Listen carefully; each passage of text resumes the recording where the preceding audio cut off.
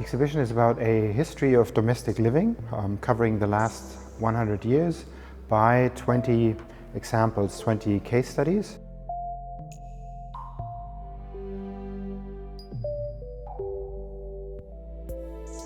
This is a large topic with many questions, so we wanted to focus on specific interiors that are representative of larger shifts and changes.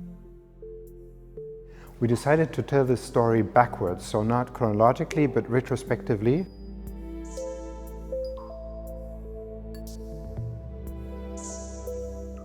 I think a big topic today is that domestic space has become a valuable resource. So space is an issue, how to make the most of it, how to use space efficiently.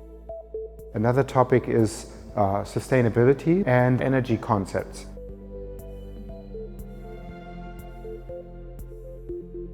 The exhibition design was really an attempt to create a modular system that could adapt to this space but also future spaces that we are not yet familiar with without appearing modular. The 1960s to the 1980s are really the decades of interior design. We're breaking with existing conventions, with existing ideas, so from family structures to the idea that everything is interior design. In the 1960s, the society in the Western world becomes more affluent and hence also more mobile, more agile, and architects start to think about mobile living structures. At the same time experimenting with plastic to make the dream of a prefab house come true. And this wonderful Hexacube by Candilis is an example of a prefabricated second home.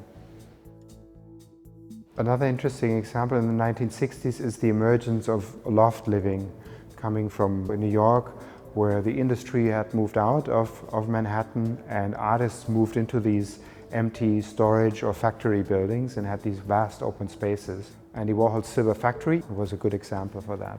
I found it fascinating because it was a place of living and working at the same time, of artistic production, filming, photographing, and also an early example of a completely mediated space that was published a lot by these works of photographers and these films.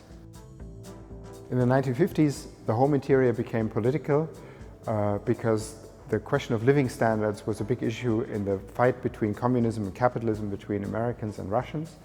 And there was an incident called the kitchen debate where Khrushchev and Nixon had a discussion in front of an American kitchen to discuss living standards.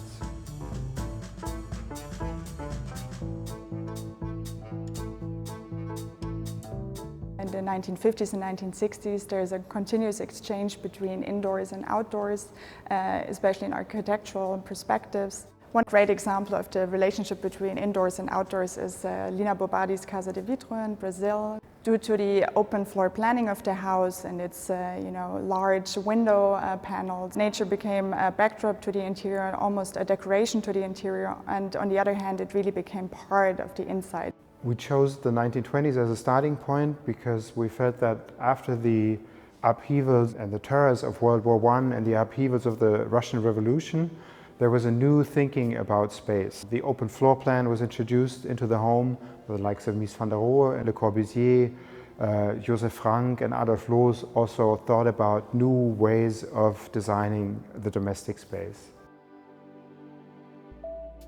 Many of these examples here do have a kind of liberating moment to them, and so I hope that will help to trigger a discourse on domestic living and if what is available today still reflects what is really needed. This topic is urgent, it's always been urgent, it's a topic we can all relate to. Living says so much about who we are as individuals, but also as a society at large. So this is something that's close to all of us.